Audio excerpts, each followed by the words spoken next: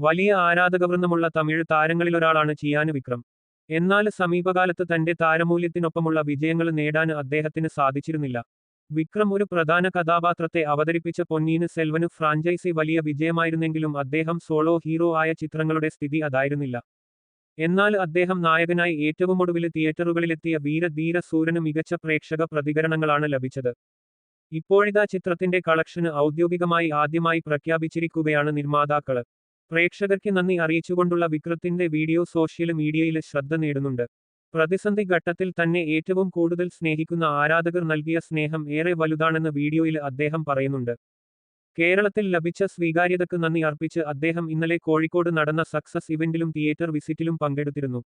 പ്രേക്ഷകാഭ്യർത്ഥന പ്രകാരം ഈ വാരാന്ത്യത്തിൽ കൂടുതൽ സ്ക്രീനുകളിലേക്ക് വീര ധീര ശൂരന് എത്തുമെന്നാണ് അണിയറക്കാര് അറിയിച്ചിരിക്കുന്നത്.